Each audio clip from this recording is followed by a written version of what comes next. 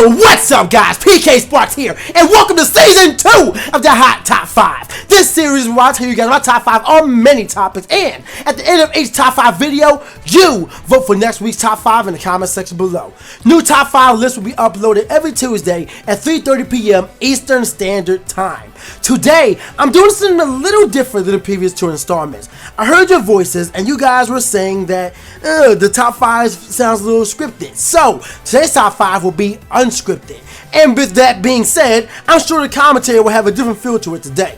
I still hope you enjoy it, and after listening, use the straw poll in the description to vote on whether you enjoy scripted or unscripted commentary for future top 5s. Your input is necessary, integral to the future of this series, so much thanks and opinion, so much thanks for your opinion. I think I just heard my niece meow outside my door. I'm not sure what I just heard. In any case, this week's top 5, as voted for by you guys last week, is top 5 Nintendo systems. I cannot believe that top 5 classic Mario titles has gone over 2 weeks in a row. Was not expecting that. But you guys wanted top 5 Nintendo systems, so we are here with top 5 Nintendo systems. This top 5 list is 100% opinionated based on my own experiences and tastes. If you disagree with my list, tell me yours in the comment section below. Just make sure you're respectful of everyone's opinion. Don't forget to show love and support and demolish that like button for me. Let's get today's top 5 to exceed 1,000 likes, and if you really enjoy it, add it to your favorites as well. Without further ado, let's get into number 5 of my top 5 Nintendo systems. Okay, so number 5 is my first system ever. Well, my first handheld system ever. The Nintendo Game Boy. Where does one begin when it comes to the Game Boy? First of all, I never had one. An actual Game Boy? No, I started off with the Game Boy Pocket. My sister was fortunate enough to have the actual Game Boy, and that thing was fat. I mean, that thing was fat. But, I mean, besides all the aesthetics, I've had so many memories of the Game Boy Pocket, because when I got the Game Boy Pocket, I got 3 games. I got Pokemon Silver, I got Pokemon Silver, I got, what else was it? Super Mario Land, and I got, what was it? It was Pokemon Silver, Super Mario Land, oh, and Super Mario Land 2 6 Golden Coins. So, 2 Mario games, and Pokemon Silver, and that was all I needed. And then I got all these other games. I remember getting, what was another game? What was another game for? I can't think of it. My memories. But yo, I just remember having a whole bunch of games from the Nintendo Game Boy, and I just had a blast playing this thing. It was everywhere with me. It was 8-bit. It was black and white. I remember all the childhood times I had where I was hiding under the covers or having a light shine on me. Just all of that. All that and more. The Game Boy changed how I gamed. It really did. And not even just how I gamed. It changed how the world gamed. Like, you already had the Game & Watches, but, I mean, the Game & Watch is nothing compared to the Game Boy. The Game Boy, in my opinion, jump-started the handheld market for gaming. We wouldn't have Candy Crush. You wouldn't have Angry Birds. You wouldn't have freaking Temple Run without the Game Boy. The Game Boy is synonymous. And I'll admit, I was hurt when they killed the Game Boy line for the DS line. It makes sense, but a part of me died that day. I love the Game Boy. The Game Boy was everything. Everyone enjoyed it. Game Boy, Game Boy Pocket, Game Boy Color. I had the Game Boy Color until my mom broke it, beating me with a broomstick while I was in my pocket, but that is a story for another time. Black mothers, ladies and gentlemen. But the Game Boy is amazing. Just phenomenal. And I love that thing. The library, the system, what it did for the industry, and more. Number 5. Number 4 goes to the Nintendo GameCube. There's no denying what the GameCube did, especially in the line of Nintendo. Even though it was so widely acclaimed by the community, or at least the Nintendo community, it did not sell that much. The reason why it didn't sell that much is because it was going up against the PS2 and the Xbox, the new system from Microsoft, which had online, had Halo. It brought something different to the community. But those systems brought something different, so it didn't sell that much. But still, the biggest thing that the GameCube did for the community, the controller. To this day, that is widely claimed to be the very best gaming controller of all time. It fits all hands. Everything is in a simple placement. You have your C stick on the right hand. You have the everything about the system, this controller is perfect. And besides the controller, you had the large library of games that was available for the Nintendo GameCube. You had Donkey Konga, Donkey Konga. You had Super Mario Strikers, of course. We're doing that LP right now. You had Melee. You can't deny Melee. Almost over 15 years, and that game is still a thing. What? Over 1,035 people entering the Melee tournament at Apex under 15. What? Yes, please. You have freaking Pokemon Coliseum. You have Pokemon XD Gale of Darkness. You have Mario Kart. You have Sunshine, Luigi's Mansion. You have Mario Parties 4, 5, 6, 7. You have... What am I missing? You had the side games like Rayman Arena. People don't know about that game, but yo, I want to do an LP of that game. If I can find anybody out there that can actually provide a challenge to me that I had. Like, let me look at my library. You had the Wind Waker. You had Wind Waker. Sonic Riders. Sonic Heroes. You had, oh my God, there were so many good games. So many good games for the GameCube that I feel like that is one of the best libraries. Like, the GameCube had one of the best gaming libraries in any Nintendo system. Love it.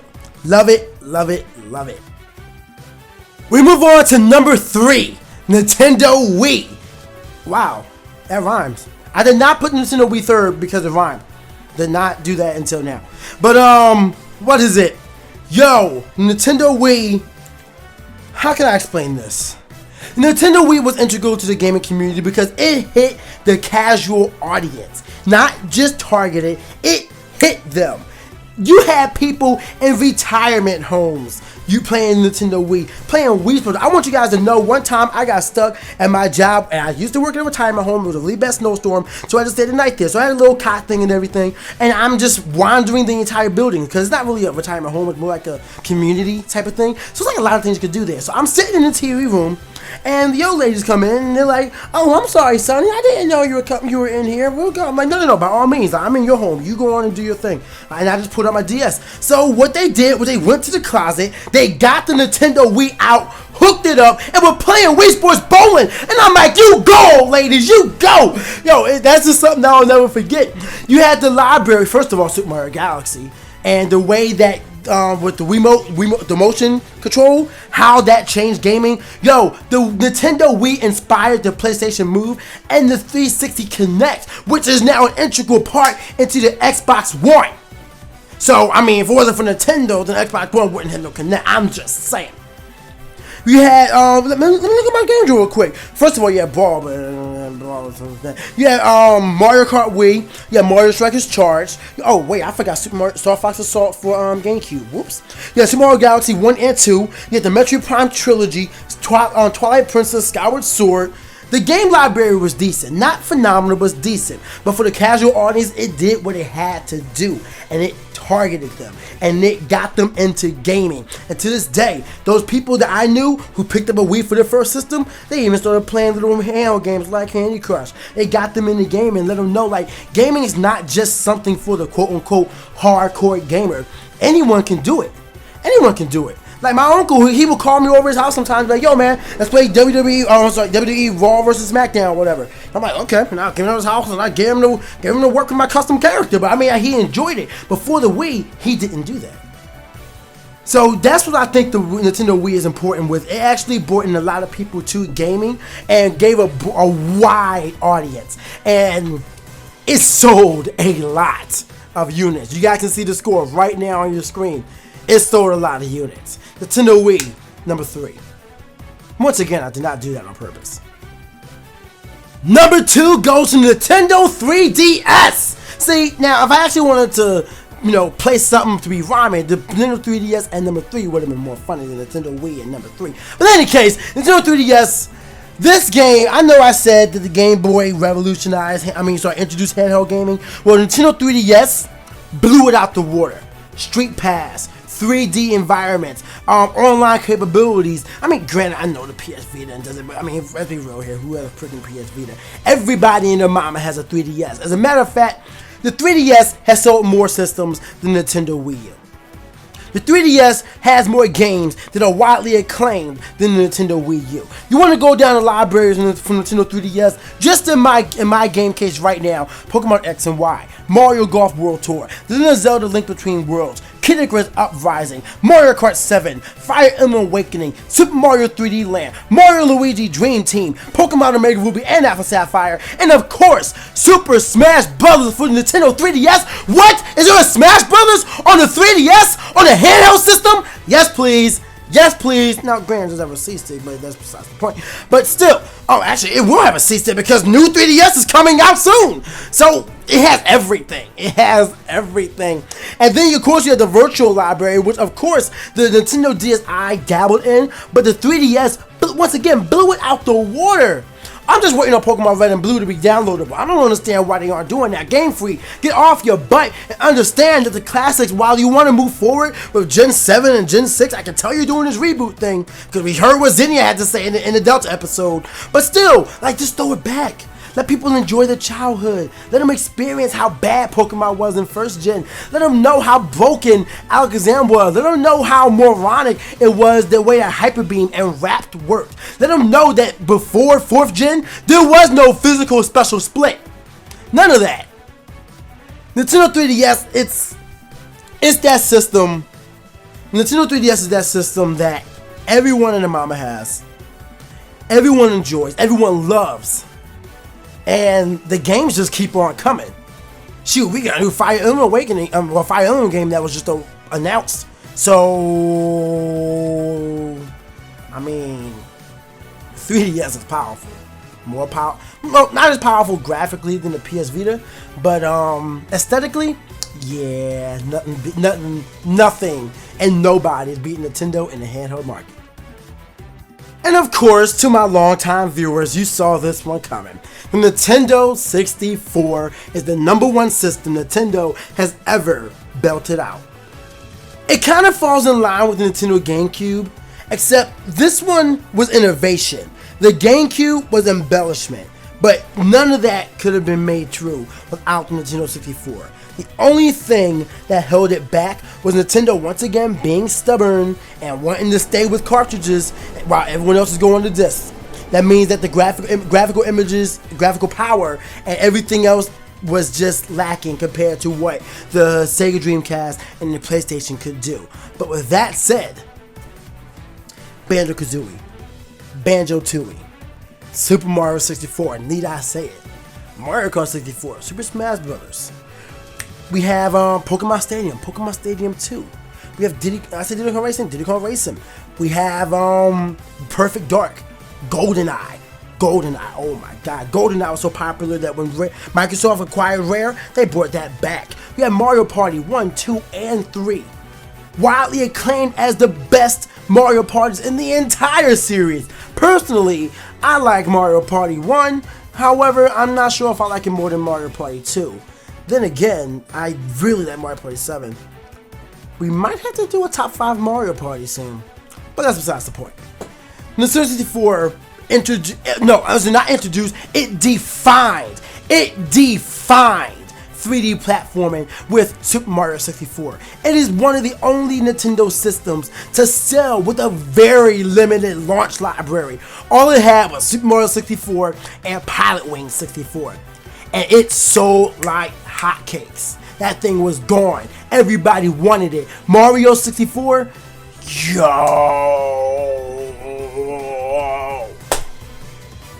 The Nintendo 64, what can I say that hasn't already been said or should not need to be stated? Like, it was defining.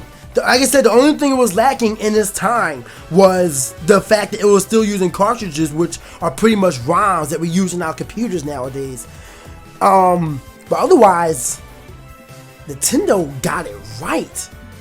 I love the 64 for so many reasons. It doesn't need online. The gaming library in and of itself helps it hold its own. Although the controller's a little weird. Like, what the heck was the third prong? Nobody even used that. The controller's weird. But the system itself, I'll never forget it. That was a very good time in my gaming history.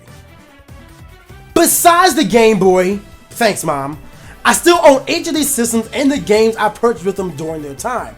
Well, most of the games. I actually had a bad period of trading in games. Curse you, GameStop. I didn't have money and I wanted games, so I was trading out of my GameCube games, and now I'm trying to build a library back up. I still gotta find Kirby's Air Ride. In any case, how'd you guys enjoy the commentary? Let me know by voting in the comments section, not the comment section, by voting in the straw poll in the description below. And right after that, make sure you show your love and support and demolish that like button for me. On screen right now, you see the potential 2 top 5s for next week, including the returning for 3 weeks in a row now. I'm really shocked by that. Top 5 Mario Classic titles from the year 1985 when Mario debuted until 2000, which, you know, makes the halfway point because this is Mario's 30th anniversary year. But in any case, what you need to do is vote in the comment section below which of these 2 you want to see for next week. Comments are votes, so get your friends to comment on the topic you want to see. Will classic Mario titles return again? Well, we'll find out next week. Oh, I should mention, by the way, about next week, that next week might not happen because with PAX South being this weekend, and I'm going to make a video about that, but with PAX South being this weekend and Apex being the following weekend, I'm going to be kind of busy and away from my computer majority of the next 2 weeks. So, if there's no top 5 next Tuesday, forgive me, I am just busy, but I promise you will still have video content going up every single day. Strikers will not stop. We're going to have Smash content, and while I'm away, I'm also going to be working on the future LP, but that is a story for another time. That is my time with you all today. Don't forget, one more time, if you enjoyed this episode, don't forget to show love and support and demolish that like button for me. And add it to your favorites as well, add this video to your favorites as well if you really enjoyed it. Much love for all of your continued support. Thank you very much for watching. Stay hot, guys, and I'll see y'all next time.